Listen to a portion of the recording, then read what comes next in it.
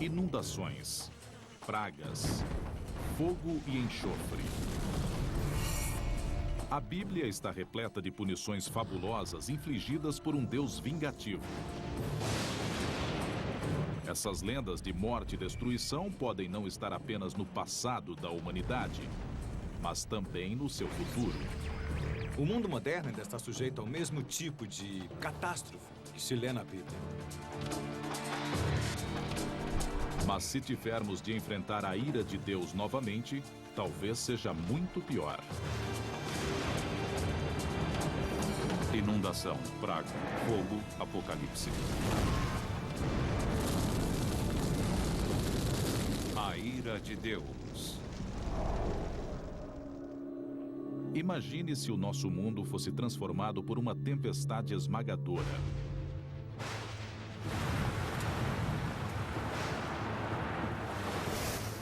Um dilúvio de proporções globais que provocasse avalanches de água entre os arranha-céus de Nova York. Uma inundação cataclísmica que varresse a Ásia e as grandes capitais da Europa.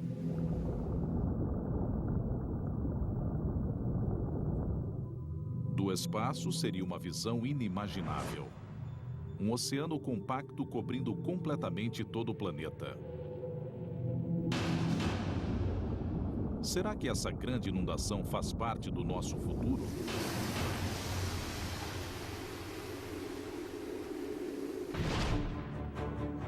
As páginas da Bíblia são uma verdadeira coleção de catástrofes. Uma análise mais cuidadosa revela que uma série de desastres naturais verdadeiros pode ter inspirado as lendas bíblicas. E que eles ainda estão entre as grandes ameaças que pairam sobre nós nos dias de hoje. A questão é saber se eles voltarão a acontecer e quando isso ocorrerá. Esse tipo de coisa ainda repercute hoje em dia.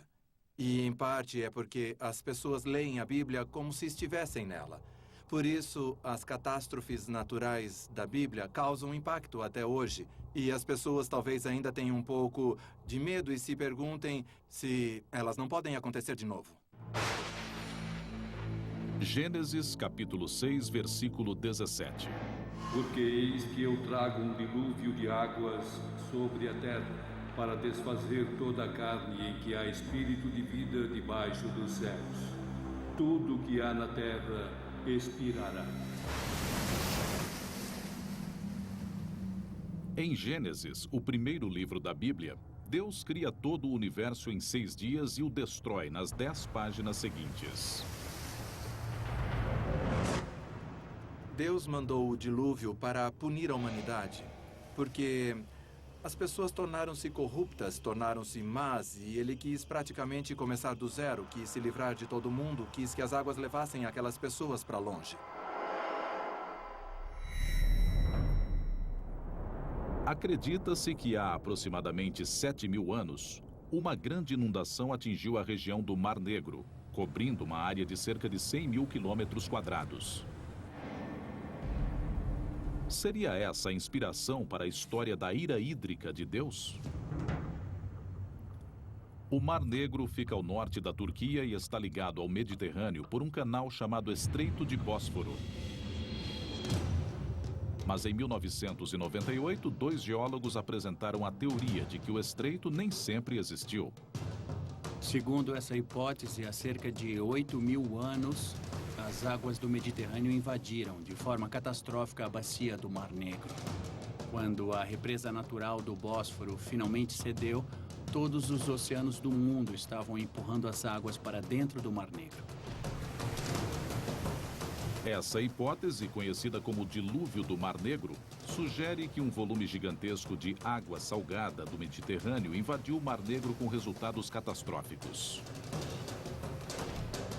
Para a população da região foi um desastre que só poderia ser interpretado como ira divina. Seria algo como as cataratas do Niágara, mas provavelmente 20 vezes maior devido ao volume de água necessário para atravessar aquela área e encher a bacia.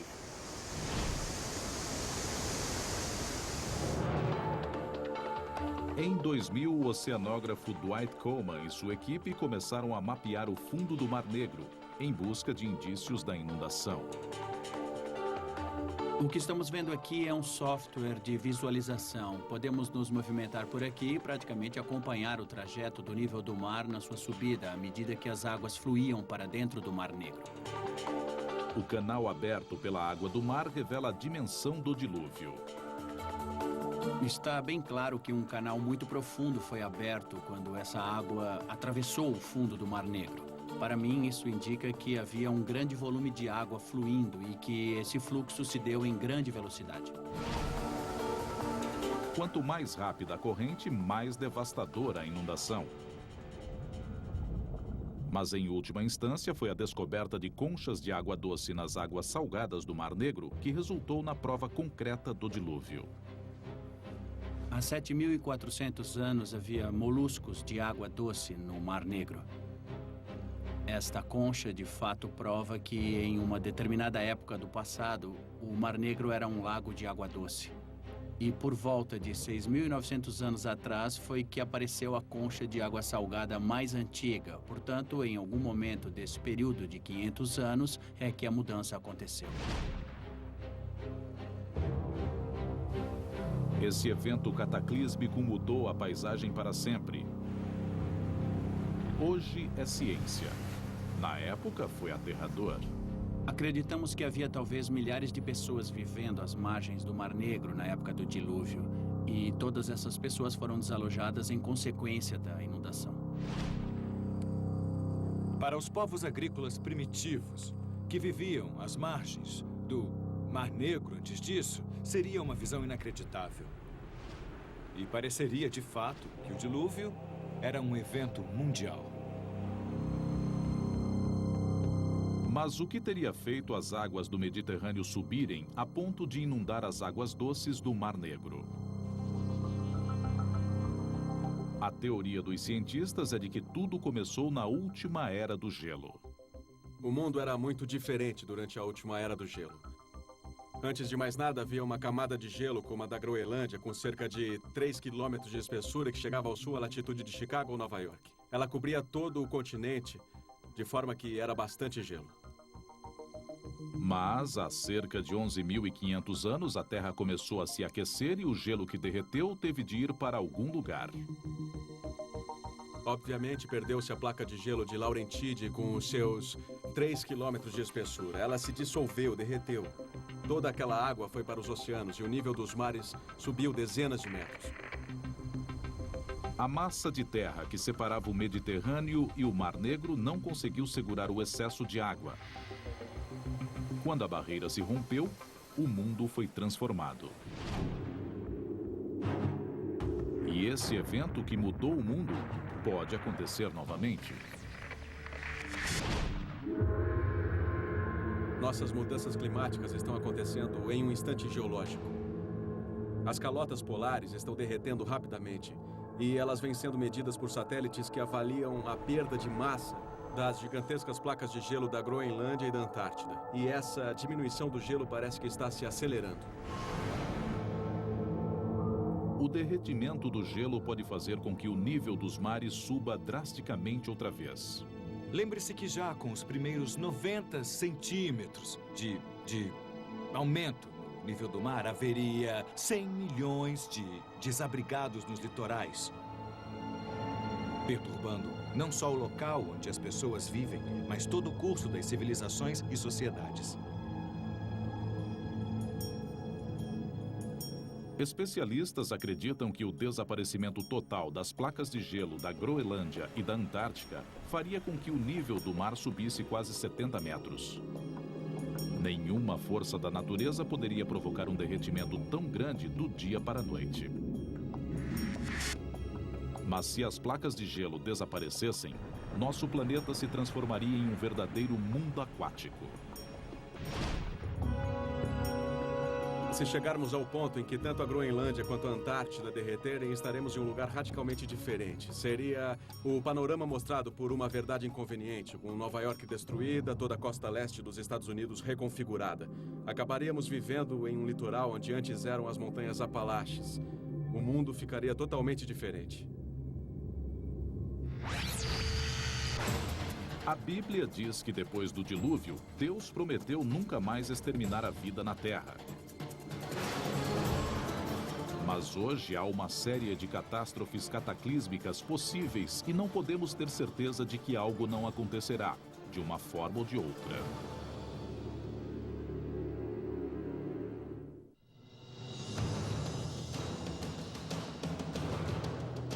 Se algumas das 10 pragas da Bíblia acontecessem hoje, o resultado poderia ser algo assim. Uma maré vermelha invadindo as águas em volta de Manhattan, transformando os rios Hudson e East em afluentes de sangue. Milhares de sapos tomando conta do centro da cidade. No alto, uma densa nuvem negra pairando no céu. São os enormes enxames de gafanhotos que circulam sobre a cidade, querendo devorar tudo o que encontram. Como iríamos reagir a essa sequência de catástrofes saindo de controle? O mundo moderno continua sujeito ao mesmo tipo de catástrofes que a Bíblia descreve. Ainda temos pragas, ainda temos terremotos, ainda temos todo tipo de tempestade violenta. E tudo isso ainda perturba muito a nossa vida. Mas se o mundo hoje fosse de repente bombardeado por uma série de cataclismos, um após o outro, fica difícil imaginar exatamente como iríamos resistir.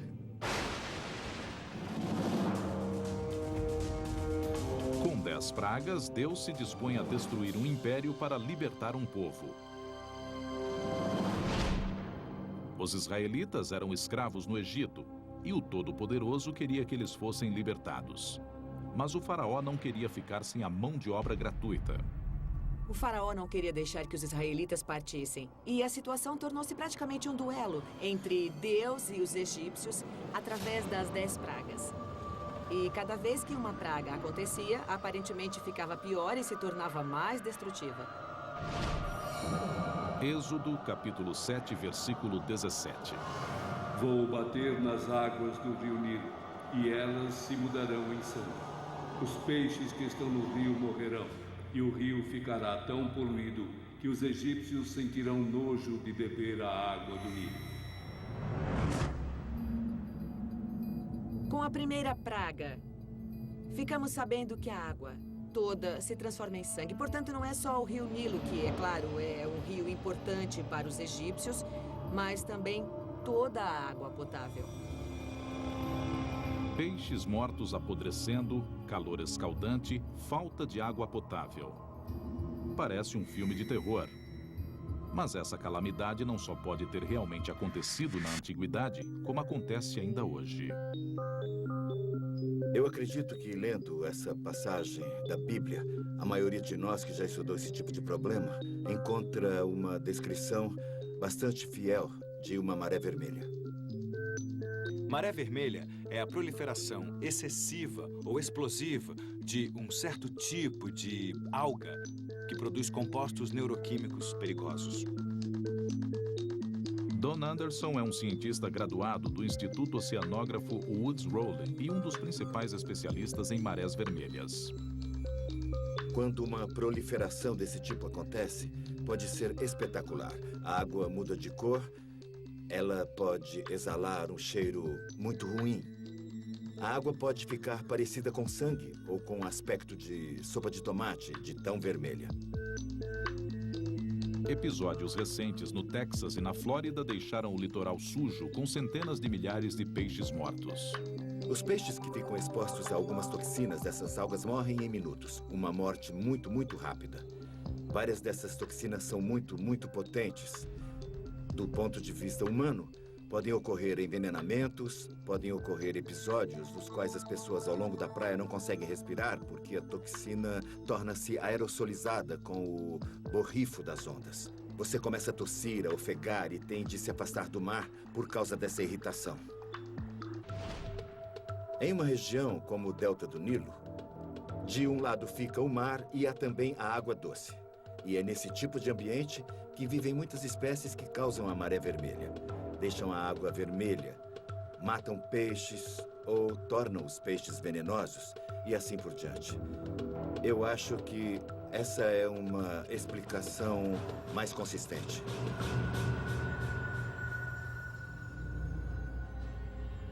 Uma maré vermelha desencadeia uma série de efeitos subsequentes e pode explicar a segunda praga bíblica, os sapos. Uma grande proliferação de algas pode baixar o oxigênio da água a níveis extremamente baixos, tornando-a inabitável. Se houvesse uma maré vermelha, não seria despropositado esperar que certos tipos de animais tentassem fugir da água devido a essa condição de pouco oxigênio. Eles não conseguem nadar, não podem ficar embaixo d'água, portanto não é impossível que, após uma grande maré vermelha, os sapos não consigam sobreviver nessas condições e venham para a Terra. Eles morreram na Terra, desidratados e por falta de alimento. Seu alimento eram os insetos. E, não havendo predadores para os insetos, era de se esperar que proliferassem os insetos voadores e rastejantes no Egito. Essas foram a terceira e a quarta pragas. As carcaças dos sapos e peixes mortos apodrecendo atraíram um enxame enorme de moscas que assolou os egípcios. Seguiu-se uma enorme infestação de piolhos.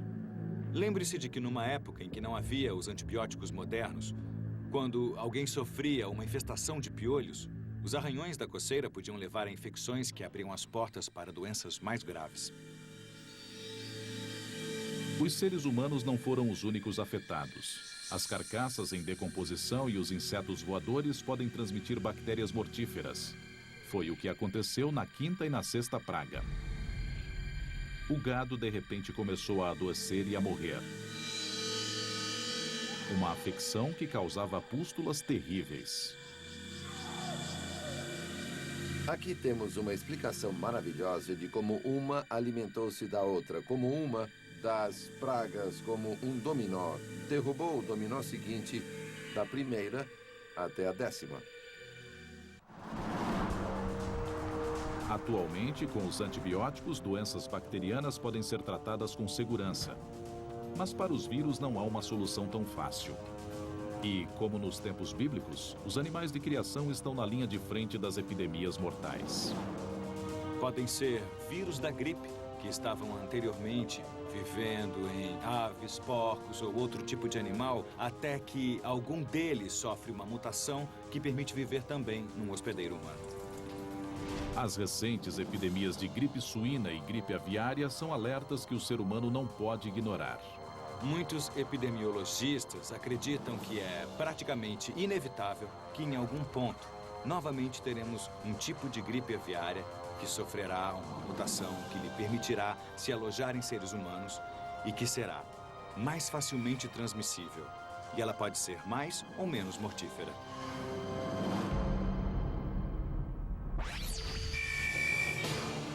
Cercado por doença e morte, o povo do Egito estava de joelhos.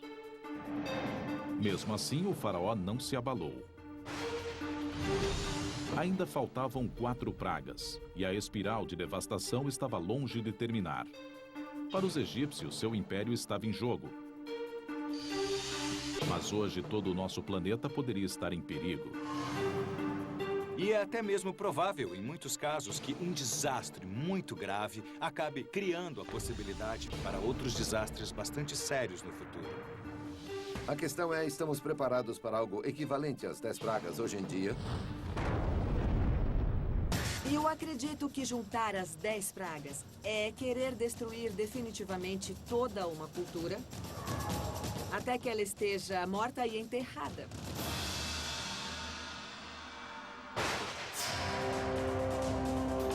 Sem carne, sem peixe, sem água para beber. A 7ª e a 8ª pragas atingiram o celeiro do Egito.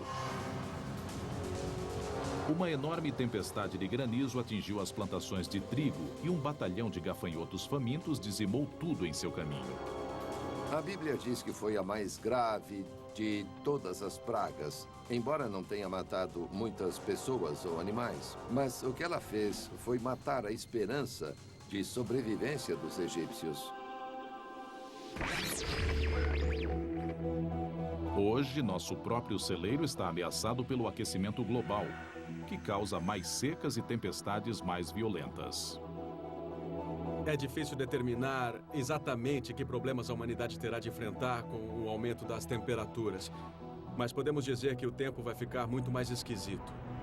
Para a agricultura vai ser bem mais difícil. E estaremos diante de um planeta com mais pessoas. Juntando todas essas coisas, temos um quadro desanimador. De qualquer forma, são más notícias para a lavoura e para os agricultores. Um planeta mais quente pode também trazer o tormento de pragas modernas.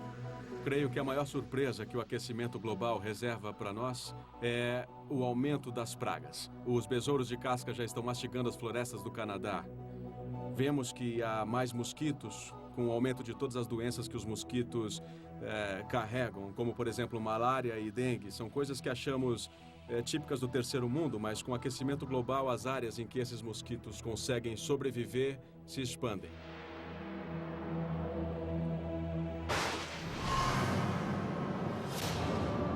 Na Bíblia, a 9ª praga torna-se a demonstração máxima do poder de Deus. A escuridão total toma conta do Egito. Imagine a ansiedade deles.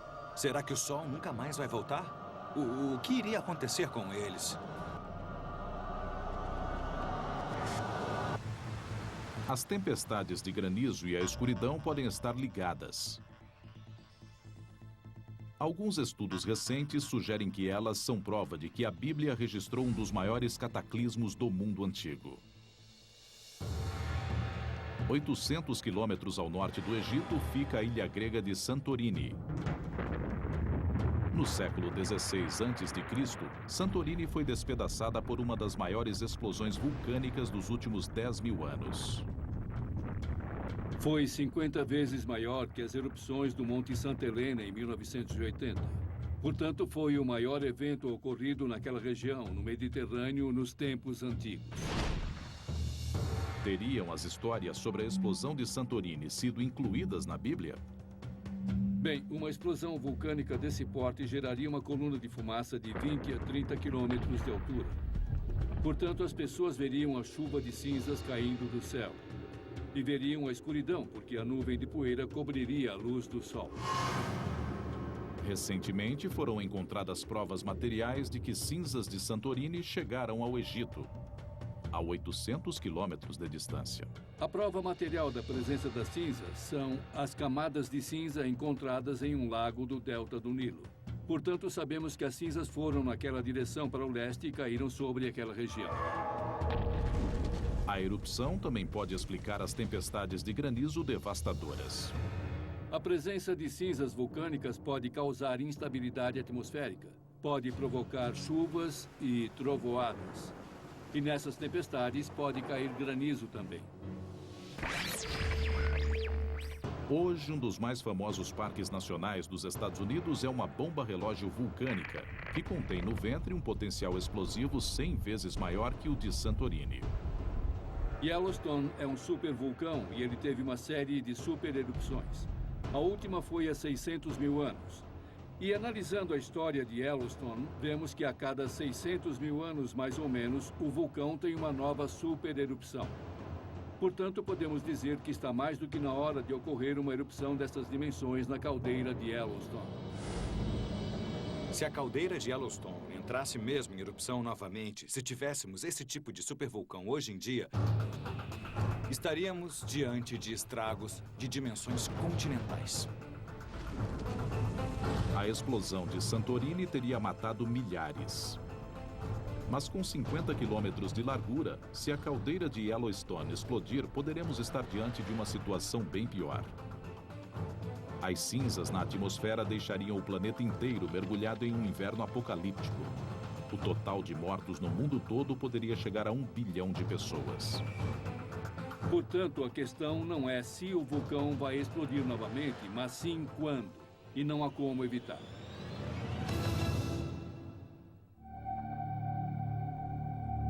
Na Bíblia, o que finalmente convence o faraó a deixar os israelitas partir não é a ruína do império, mas a morte do seu primogênito. A 10ª praga mata todos os primeiros filhos homens do império.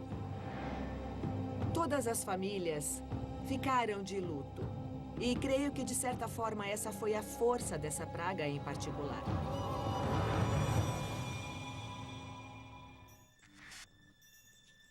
E até isso pode ter sido o resultado das pragas anteriores.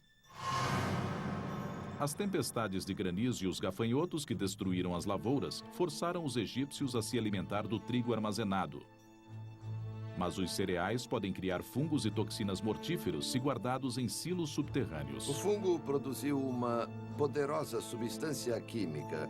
É uma molécula biologicamente ativa que se chama micotoxina. E a menor quantidade dessas micotoxinas, ou seja, umas poucas moléculas, pode matar pessoas e animais rapidamente. E normalmente o primogênito seria o mais bem alimentado.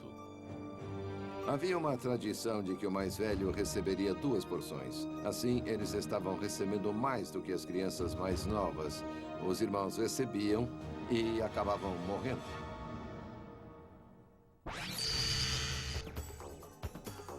As pragas destroçaram o império aos poucos. Mas em outro trecho da Bíblia, basta um instante para destruir uma cidade e seus habitantes. Infelizmente, para nós, isso é verdade ainda hoje. Uma cidade onde o dinheiro fala alto, a diversão rola solta e gente bonita vive cada dia como se fosse o último. Agora, imagine. Uma sombra escura descendo sobre o horizonte de Los Angeles. Brasas e cinzas começam a respingar do alto. De repente, o céu se abre e a ira de Deus se manifesta. Milhões de vidas são ceifadas em um instante. Já aconteceu antes. Gênesis, capítulo 19, versículos 24 e 25. O Senhor fez então cair sobre Sodoma e Gomorra uma chuva de enxofre e de fogo vinda do céu, e destruiu essas cidades e toda a planície, assim como todos os habitantes das cidades e a vegetação do solo.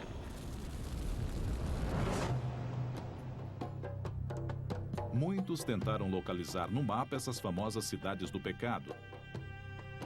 Na década de 1970, arqueólogos escavaram na região que hoje é a Jordânia 2 sítios de cidades abandonadas, que podem ter inspirado a lenda bíblica.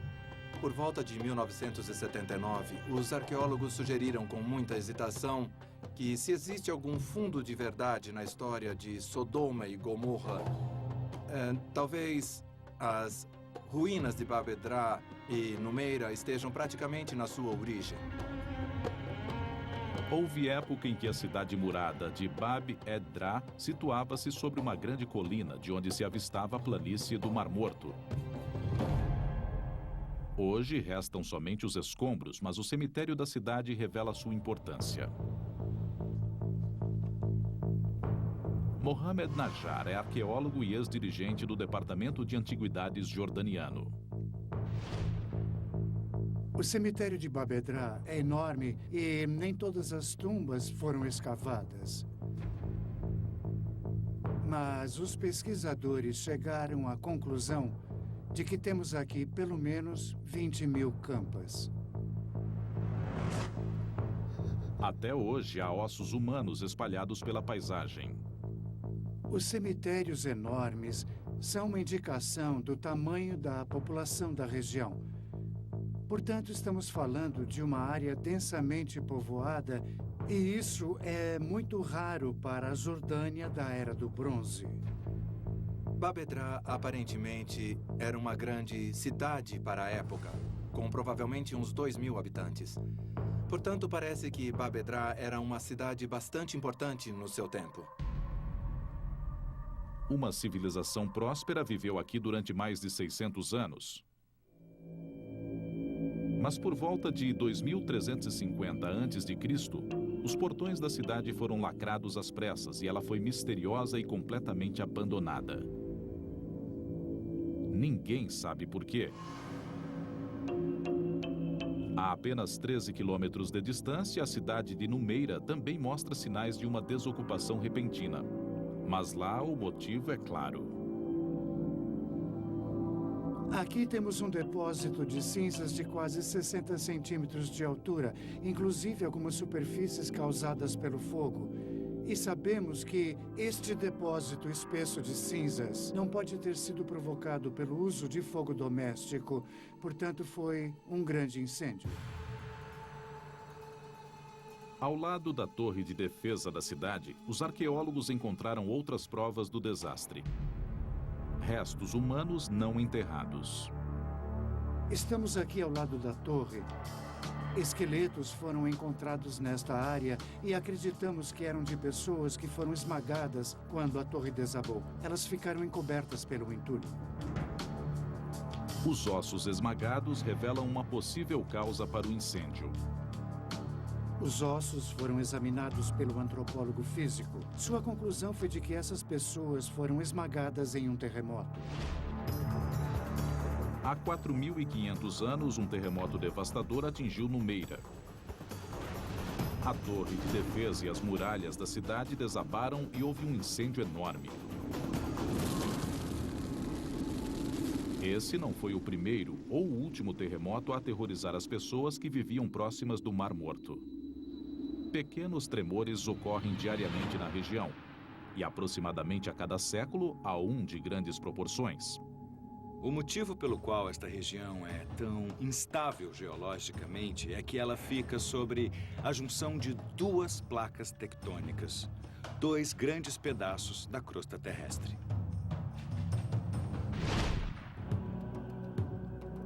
E nas proximidades do Mar Morto não é preciso procurar muito para encontrar o enxofre da história. Quanto ao uso da frase fogo e enxofre, a origem do fogo é bastante óbvia. Quanto ao enxofre, é exatamente isso. De forma que estamos falando de fogo e enxofre juntos. O enxofre, tanto na forma sólida quanto gasosa, ocorre naturalmente na região e é altamente inflamável. Quando a Bíblia fala de fogo e enxofre, o que ela está descrevendo é exatamente isto. Os antigos habitantes da região estavam familiarizados com esse tipo de pedra. E é por isso que ela é citada na Bíblia.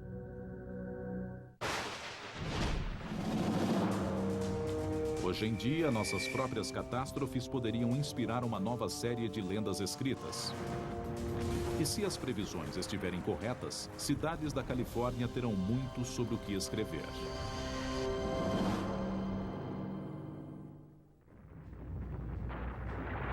Na antiguidade, um terremoto destrói a paisagem e desencadeia um incêndio que consome tudo à sua volta.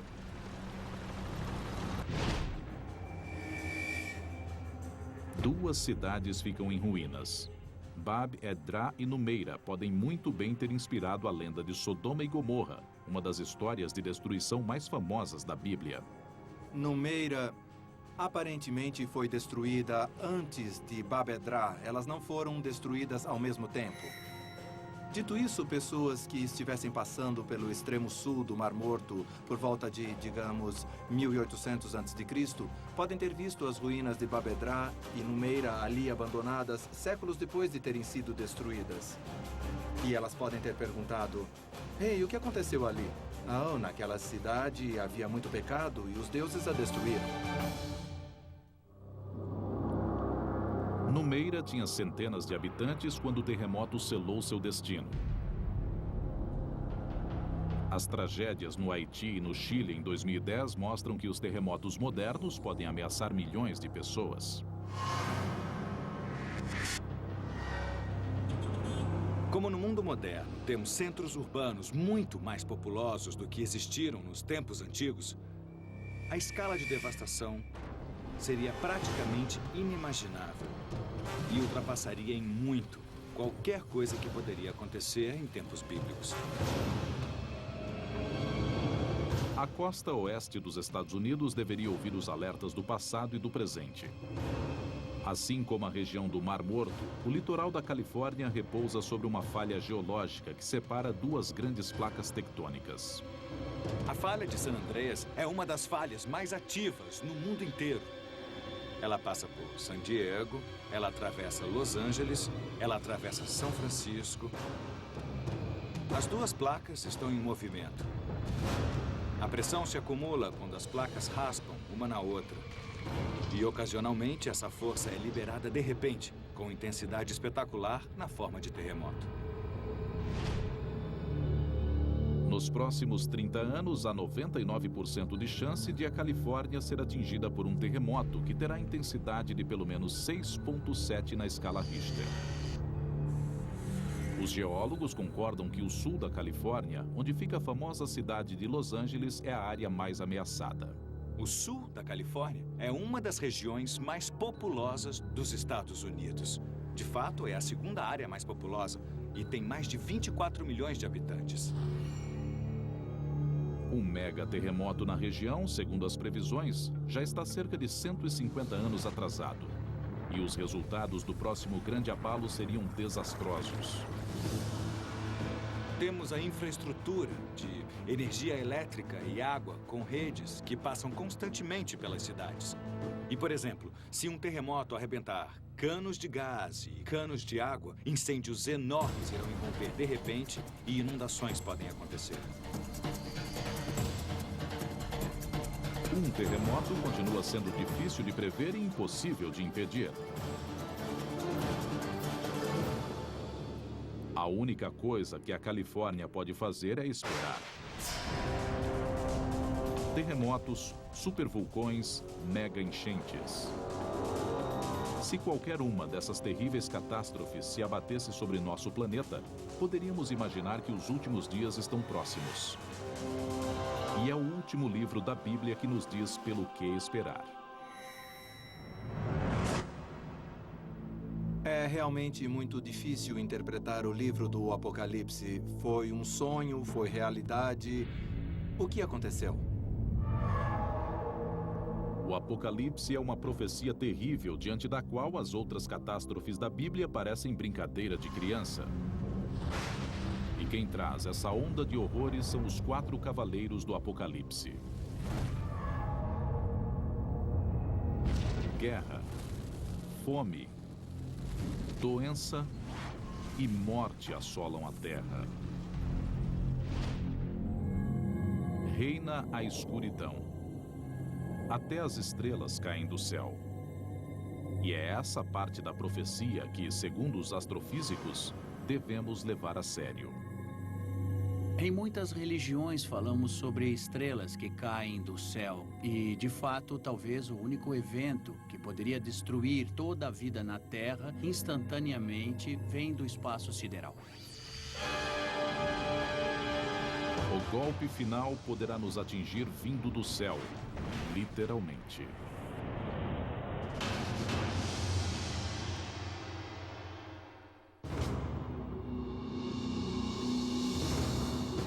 O Apocalipse é o último livro da Bíblia e para muitos é também um vislumbre de como será o fim dos nossos dias.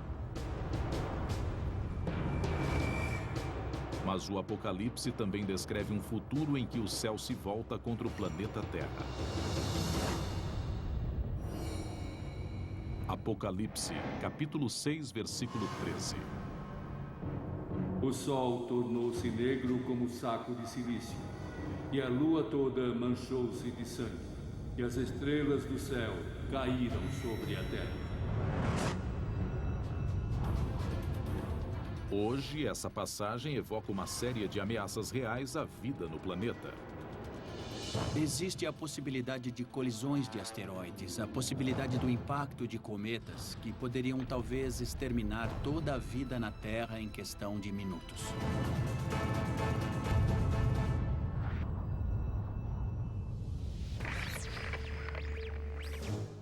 Talvez tenhamos o mesmo destino que os dinossauros. Há 65 milhões de anos, um asteroide com 10 quilômetros de diâmetro caiu do céu, atingindo a península de Yucatán, levando todos eles à extinção. A dimensão desse cataclismo está além de qualquer coisa que podemos facilmente imaginar. O tamanho desse evento gigantesco foi tal que ele aparentemente matou praticamente a metade das espécies do planeta. Se já aconteceu uma vez, há boas chances de acontecer novamente. Apophis é um enorme asteroide. Ele tem cerca de 300 metros de diâmetro. É mais ou menos do tamanho do estádio Rose Bowl. Se esse objeto se precipitasse sobre a Terra, o impacto teria a força de 100 mil bombas iguais à de Hiroshima. Em 2029, Apophis passará tão perto da Terra que poderá ser visto de binóculo. O asteroide chegará a 29 mil quilômetros da Terra, uma distância menor que a de alguns de nossos próprios satélites. Dependendo de como ele contornar a Terra, haverá uma segunda passagem em 2036. E a essa altura não sabemos se haverá um impacto ou não. As estimativas mais recentes mostram que a probabilidade de impacto é de 1 em 100 mil.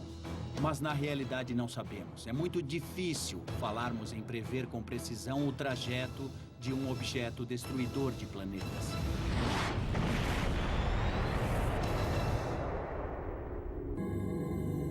Há outras ameaças vindas do espaço sideral que poderiam colocar em risco não só a vida na Terra, como a própria Terra. Um evento que poderia literalmente acabar com a vida no planeta seria uma explosão de raios gama. Não saberemos se ela vier na nossa direção porque a radiação da explosão viaja à velocidade da luz. Você pode estar pendurando roupa certo dia, colocando no varal, olhar para o céu e ver uma bola de fogo vindo na sua direção. Mas não vai ter tempo de saber o que aconteceu. Não haveria praticamente qualquer aviso. Das primeiras páginas do Gênesis ao final do Apocalipse, a Bíblia expõe uma lista assustadora de possíveis sentenças de morte para a humanidade. Mas mesmo que consigamos nos desviar de todas essas balas sobrenaturais, há uma que não podemos evitar. A Bíblia diz: do pó viestes, ao pó retornarás. Nós, físicos, dizemos: do pó das estrelas viemos e ao pó das estrelas retornaremos. Daqui a 5 bilhões de anos, teremos nosso último dia bom. Depois disso, o Sol começará a se expandir de uma forma imensa. Se transformará num gigante vermelho. O céu ficará em chamas. Olhando de um lado a outro do horizonte, você verá o Sol ocupando todo o céu. Talvez tenhamos de construir nossa própria arca espacial gigantesca e levantar vela rumo a algum outro porto. Um planeta que seria uma espécie de Monte Ararat em outro sistema solar. É um projeto ambicioso.